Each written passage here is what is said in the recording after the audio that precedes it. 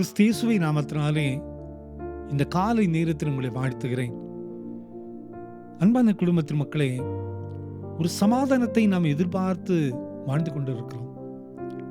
நம் வாழ்க்கையில் ஒரு சமாதானம் வேண்டும் என்று எதிர்பார்க்கிறோம். சமாதானத்தைக்காகவே ஓடிக்கொண்டே இருக்கிறோம். அநேக சூழ்நிலைகளிலே சமாதானம் இழந்தும் நாம் நிற்கிறோம். ஆனால் திருமறையிலே நாம் வாசிக்கும் போது எசாயா 57:2 துன்மார்க்கருக்கு சமாதானம் இல்லை என்று ஆண்டவர் சொல்லுகிறார். யாருக்கு சமாதானம் இல்லை என்று பார்த்தோம்னா துன்மார்க்கருக்கு சமாதானம் இல்லை. இன்னைக்கு தப்பு பண்ணிட்டு நம்ம இருந்தோம்னா சமாதானம் நம்மை விட்டு போய்விடும். ஒரு தவறு செய்கின்ற பொழுது ஆண்டவரை விட்டு விலகி நாம் போய்விடுவோம். அந்த ஒரு சூழ்நிலை சமாதானத்தை இழக்க செய்கிறது. யாரிடமாவது நாம் கடினமாக பேசி இருந்தோமே ஆனால் சமாதானத்தை இழந்து விடுவோம்.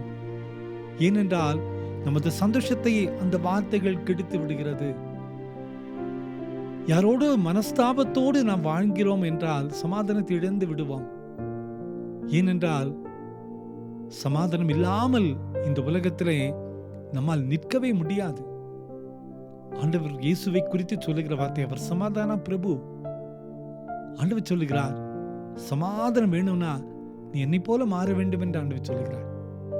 துன்மார்க்கருக்கு சமாதானம் இல்லை.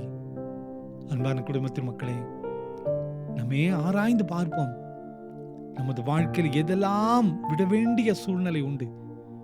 மற்றவர்களுக்கு எதிராக நாம் செய்த காரியங்கள், மற்றவர்களை வஞ்சித்த சூழ்நிலைகள், ஏழை எளிய மக்களுக்கு போய் சேர வேண்டிய காரியங்களை அபகரித்த சூழ்நிலைகள், இன்னைக்கு கஷ்டப்படுகிற மக்கள் கஷ்டப்பட்டு கொண்டே இருக்க வேண்டும் என்று சொல்லி நாம் பார்த்து வேடிக்கை பார்த்து கொண்டிருந்த நேரங்கள், உதவ வாய்ப்பிருந்தும் உதவாமல் போன சூழ்நிலைகள், இதெல்லாவற்றையும் உணர்ந்து ஆண்டவருடைய சமூகத்தில் மன்னிப்பு கேட்போம்.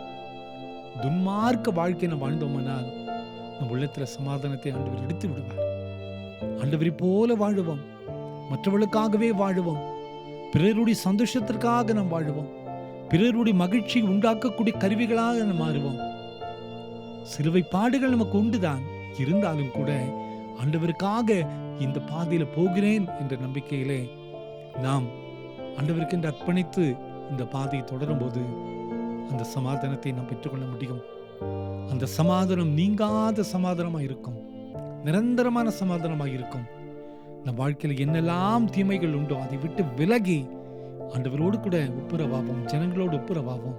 இந்த ஆண்டு நிச்சயமாய் ஆசீர்வதிக்கப்பட்ட ஆண்டாக மாறும். கவலைப்படாதிருங்கள், கர்த்தருடைய சமாதானம் நம்மோடு கூட இருக்கும். ஜெபிப்போமா. அன்பின் ஆண்டவரே, இந்த காலை வேளைக்காய் நன்றியோடு உம்மை துதிக்கிறோம் அப்பா. துன்மார்க்கருக்கு சமாதானம் இல்லை என்று அறிகிறோமே. ஆம் கர்த்தாவே, உம்முடைய சமூகத்தில் தேடி வந்திருக்கும் எங்கள் வாழ்க்கையில் இருக்கிற பாவங்கள் எல்லாம் விட்டு விலகி உம்முடைய நீங்காத தெய்வீக சமாதானத்தை நாங்கள் பெற்றுக்கொள்ள கிருபை செய்யும். யாருக்கெல்லாம் எதிராக அநியாயம் செய்தோமோ அது எல்லாவற்றையும் விட்டு விலகி உமக்கு முன்பதாக பரிசுத்தமாய் வாழ எங்களை ஒப்புக் கொடுக்கிறோம்.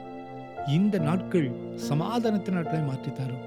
பிறந்த நாளையும் திருமண நாளையும் நினைவு கூறுகிற ஒவ்வொரு பிள்ளைகளையும் சமாதானத்தின் பாதையில் வழிநடத்தி செல்லும். இந்த நாள் நீங்காத சமாதானத்தை நீ தருவதற்கு நன்றி. இயேசுவின் மூலம் ஜெபம் கிழமைகள் நல்ல பிதாவே. ஆமேன், ஆமேன், ஆமேன்.